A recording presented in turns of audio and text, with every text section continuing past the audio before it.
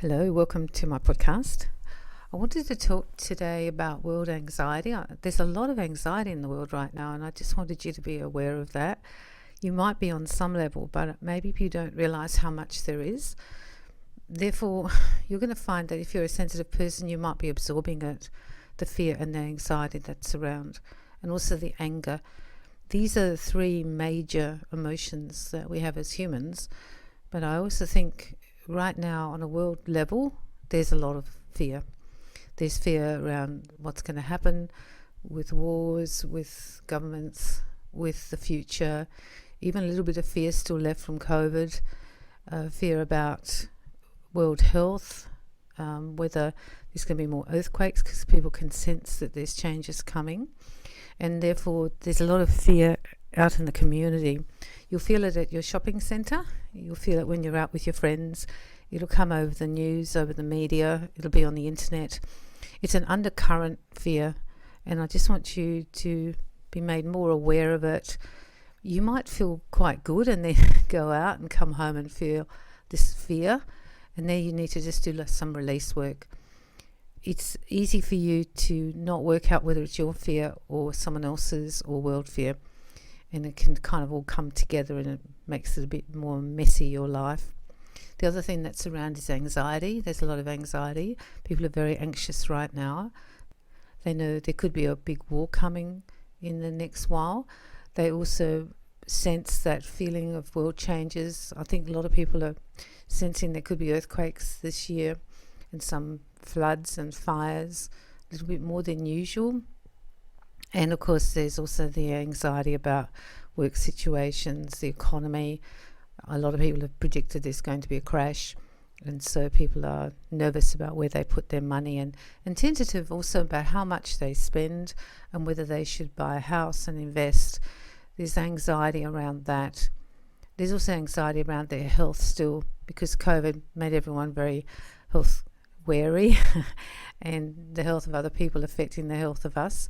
And we realised on some level we weren't really immune, that we all live together in this big sea of energy, or big sea of health and ill health, and at any point we could be affected, and I think that's made us feel more vulnerable. The last one, that's the big one, of course, is the anger. A lot of world anger. People are really angry around the world with the injustice, and there's going to be a lot more people expressing that anger.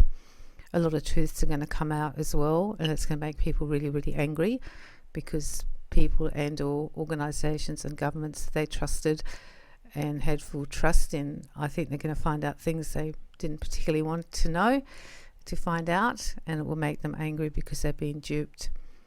We're also going to have some mass deaths, I feel, on a mass level, like lots of people dying all at once, and that also brings up some sort of anger, because they could be because the buildings weren't secure, or safety precautions weren't in place, or people weren't told of dangers. It's a messy time, and you need to keep yourself stable. So be aware of these three emotions that are in our lives right now and coming at us from all different directions, and see if you can just shield yourself a little bit from it. When you come home, just clear off your aura, wash your aura mentally, wash it down, wash it up, and release any anxiety or fear or any anger that you've picked up.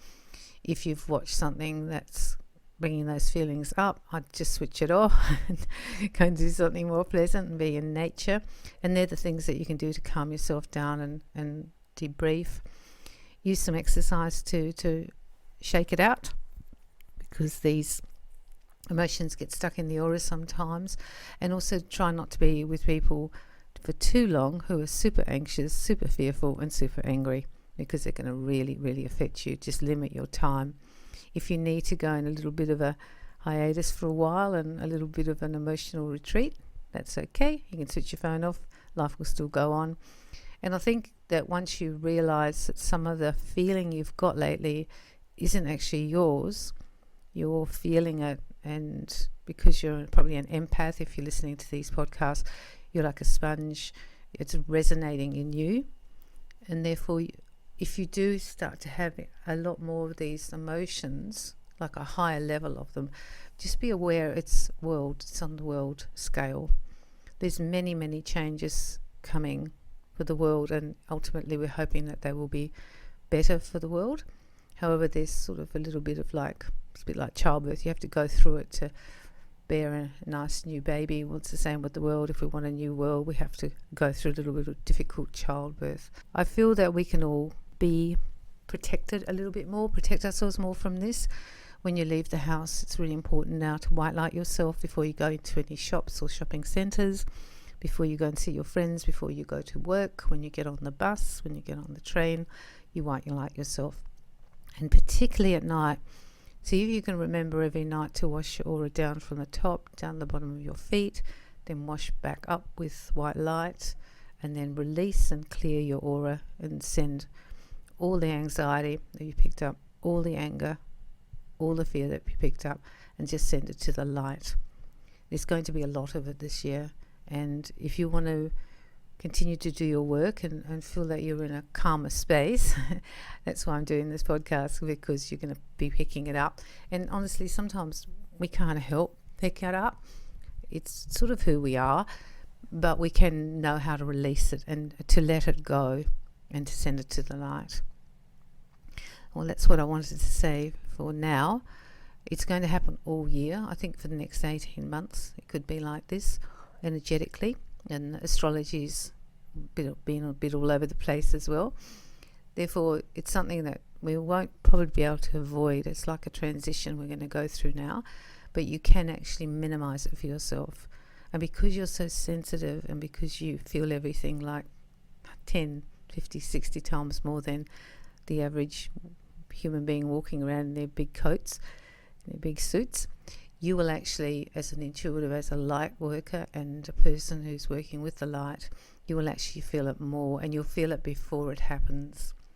And be aware of that if you start to feel very anxious or fearful, you might be just picking up there's something going to go down, and there might be an earthquake somewhere, or some floods, or a tornado, or some new war that started.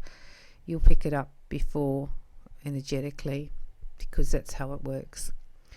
Take care of yourself, white light yourself much more than you usually do. Clean off your aura every night. If you forget, when you remember, just clear it off.